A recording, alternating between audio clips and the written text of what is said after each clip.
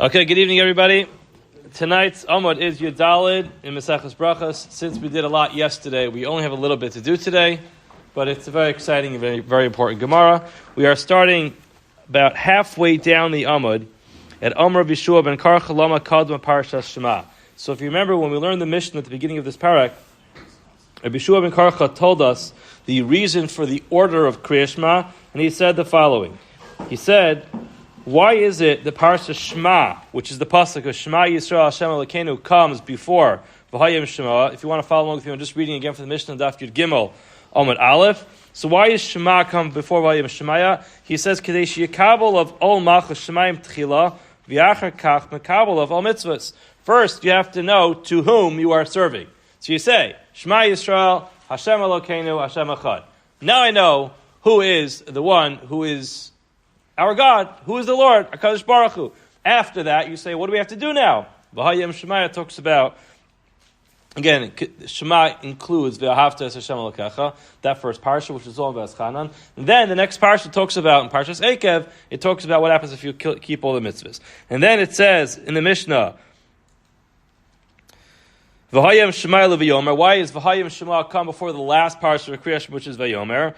Mishnah answers, Shevahayim Shema Noeg Bein B'yom Bein B'layla, V'yomer Ein Noeg El B'layla. All mitzvahs are relevant day and night. You don't get a pass that it's after Shkia now, I don't have to do any mitzvahs. That's not how it works. Mitzvahs are relevant 24 hours a day. However, the mitzvah of tzitzis, which is V'hayim Shemaya, which is V'yomer Shalom Shalemar, is only relevant during the day. There's actually a fascinating sugi over here. There's a famous Tosus over here on this Amud, but it's not really for now, which talks about tzitzis being a mitzvah aseisha as man grama. Why? Because it's only relevant during the day. We're not going to get into the whole sugya. Just to briefly mention it, Tosfos over here mentions the opinion that says that tzitzis might be a chovas mana. That means if you have a four-cornered beged and you're not even wearing it, it's sitting in a closet, it's sitting on your shelf, in your drawer, put away. There is one opinion that says you have to put tzitzis on it regardless, but Tosfos says even if you were to hold like that, which we don't, then that would only mean if it's a beged, a garment that you would wear during the day, then the beged has to have tzitzis. But everybody would agree that pajamas that you only wear at night do not have to have tzitzis. Let's go on to the Gemara. The Gemara says, Tanya, we learned in our Brayos from Shimon ben Yochai Omer, B'dinu, the truth is, Sheyakdim Shema L'V'hayim Shemoah. You should say the Parashas Shema, which is in Parashas V'aschanan, before V'hayim Shemoah. Why? It gives another reason, a different reason than our Mishnah. Shezeh Lilmod V'zeh L'lamed. The first Parasha of Kriyas Shema talks about Lilmod, learning.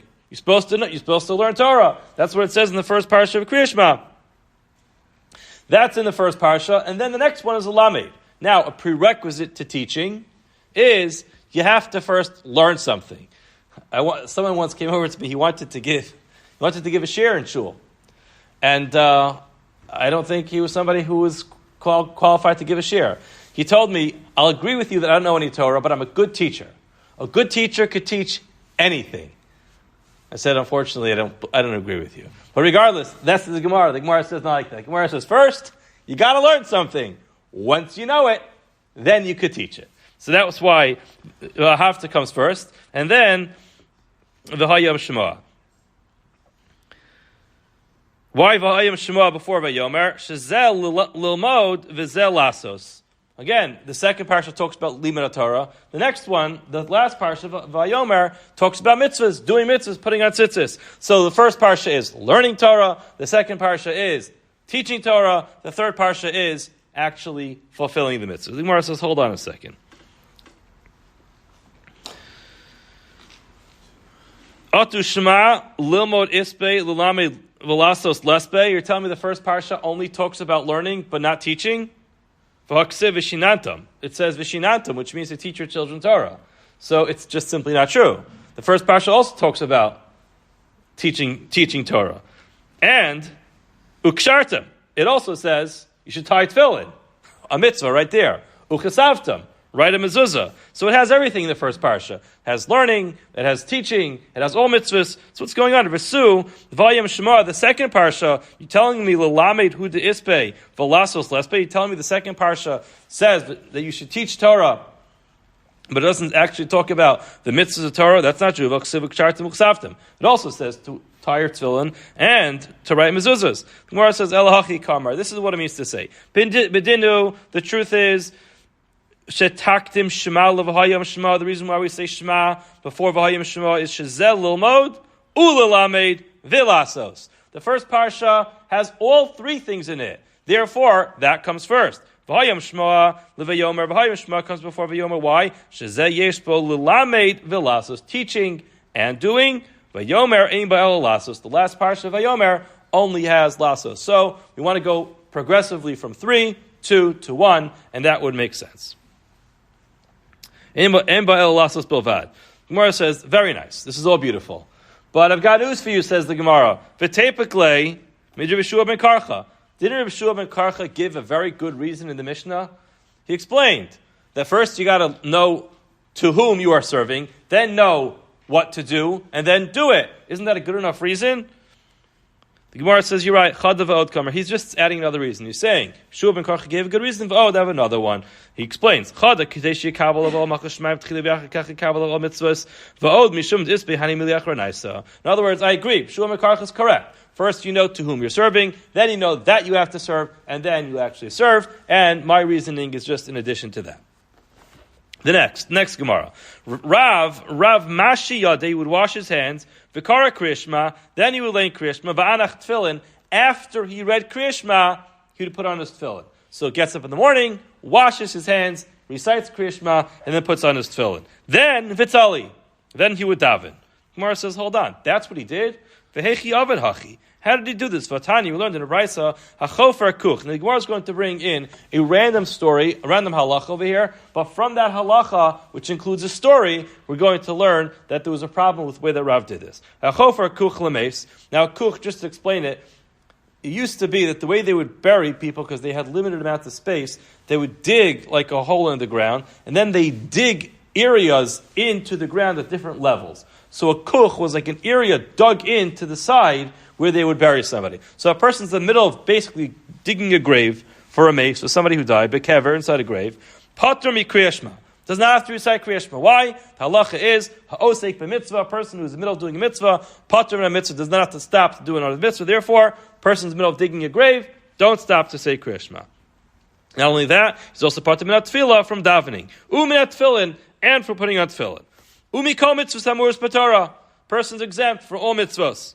However, the Brisa continues. He gives man kriyashma. If it came time to recite kriyashma, Olev, the guy gets up, he climbs out of the grave.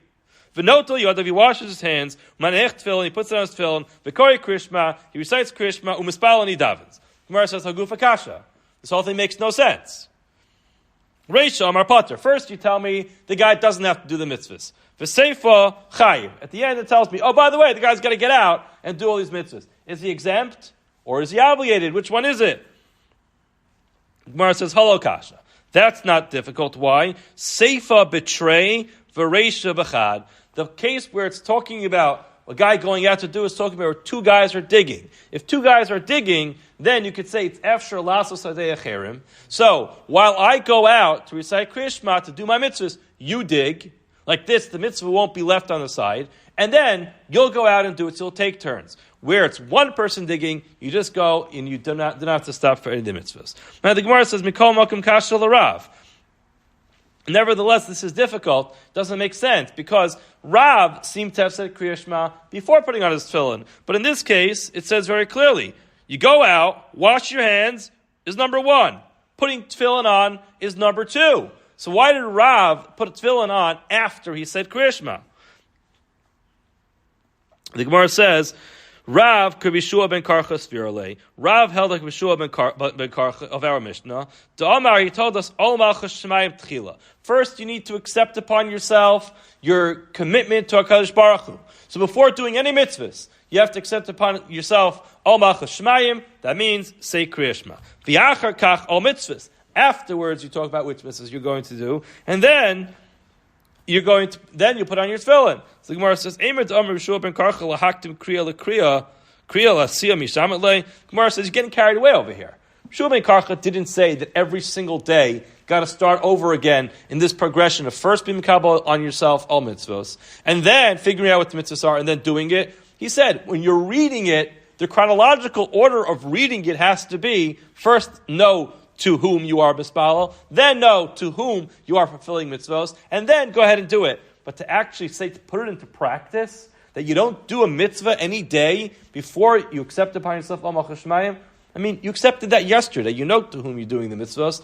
Who says that actually when it comes to actions, you have to do this? You're taking Rabbi Shua ben Karcha's halacha out of context. V'su, misarvalei Rabbi Shua ben Karcha, he doesn't even hold like Rabbi Shua ben Karcha. And I know that because V'amar Rav, Richter bar Ashi said, Zinin Sagin, heavy kamina kameda Rav. Many times I would go visit Rav, umaktim, umashi yadi mavarech. He'd get up, he'd wash his hands, he'd make a bracha, umas nilon pirkin, umanach tefillin. He would teach us Torah, and then you put on tefillin. Now hold on a second. He taught Torah. V'hadr kari kriyashma. So he taught Torah, he put his tefillin on, and then he read kriyashma. So it can't be that Rav is of the opinion you have to first read kriyashma before you do any mitzvahs. If maybe you'll suggest that the reason why you said kriyashma later, in that case was because it was too early. In other words, the case that we referenced earlier, that he didn't say Kriyashma right away, is because it wasn't Zman Kriyashma. Gemara says, if that's the truth, then Mayasa Dasei Rav Chia bar Ashi. If that's true, then what's the big news? The Rav Chia bar Ashi says, by the way, guys, I got this great news about my rabbi. I want you to hear this. He said Kriyashma later. Of course he said Kriyashma later. It wasn't Zman Kriyashma yet. That's why he didn't do it. There's no news here. What's the big story? Now maybe you'll say, Lafuki Mimad Omar. Maybe it's going to exclude the Mimad Omar who says, Lemishnein Tzarech Levarech, that he told the whole story to say he first said Berachos Torah and then he taught Mishnayos, because some people say, in order to learn Mishnayos, you don't need to make Berachos Torah. Maybe that's the point. Kamash V'lo Daf Mishnein Tzarech Levarech. All right, fine. But Mikol Welcome Kasha. The bottom line is, we still have this difficulty on Rav, where Rav says, Rav seemed to have put his tefillin on after saying Kriyashma. What's up with that? The Gemara says, we got all carried away over here. You know why Rav put his tefillin on later? Shlucha hu de'avis. The guy who brought him his tefillin came late. That's it. That's the whole story. The guy who brought his tefillin came late. He didn't have it. So he said Kriyashma. When the tefillin came, he put it on. That's it, ladies and gentlemen. That was the whole story. All right? One more line. Amar Ula. Kol hakore Kriyashma below tefillin ki'ilu meir edu sheker be'atzmo. A person who reads Kriyashma and does not wear tefillin, it's as if he is testifying falsely against himself. Why? Because it says in the tefillin that are actually written into the tefillin, the parashas in the tefillin, talk about ukshartem lo sayidacha v'hailototafos b'neinecha. So there you are, standing there, saying, ukshartem lo sayidacha v'hailototafos b'neinecha. Hashem looks at you and says, no tefillin on this guy. Looks like this guy's out to lunch. So therefore, it's as if a person has been made Eidah Sheker B'yatzma that he doesn't wear tefillin. Even though he'll put it on later, but still, at the time that he's reading Kriyashma, it sounds like he's not abiding by that law. Rav bar Abba says, it's not like he's being Eidah Sheker, he's like he's testifying falsely about himself. Rather, ki'ilu hikriv ola below mincha. It's like bringing a carbon ola without the mincha. We read it in this morning, Rosh Chodesh. We read, a person brings an ola, he has to bring a carbon mincha along with it.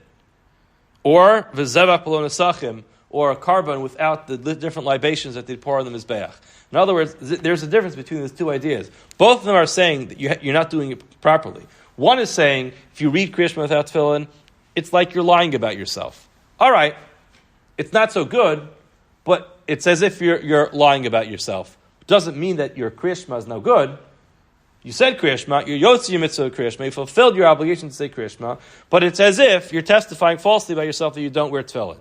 According to the way Chia bar Abba Rabbi Yochanan explains it, it sounds like, just like a carbon that's lacking the critical ingredients that it needs to be kosher, is going to be disqualified if it's missing the Nesachim or it's missing the Mincha, your Kriya Shema is going to be puzzle.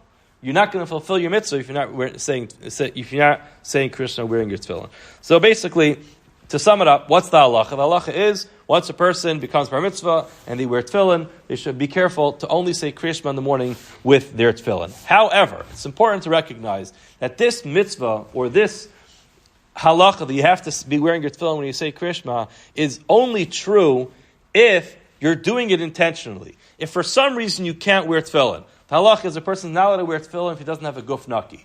So there are halachas in tefillin. There are sometimes a person can't wear tefillin. That doesn't mean that he doesn't say Kriya Shema this morning. He says Kriya Shema anyway. Or let's say a person finds himself in a place where he can't wear tefillin. He doesn't have them. I don't know, maybe he left his tefillin in shul and he's at home now. Or maybe someone left their tefillin in school, they'll only get it later after the Zman Kriya Shema. Of course, a person says Kriya Shema in the right time. When they get their tefillin, they put it on. If a person has their tefillin in front of them, a person should make sure to wear the tefillin before saying Kriya Shema. We will stop here for the night. Have a wonderful evening.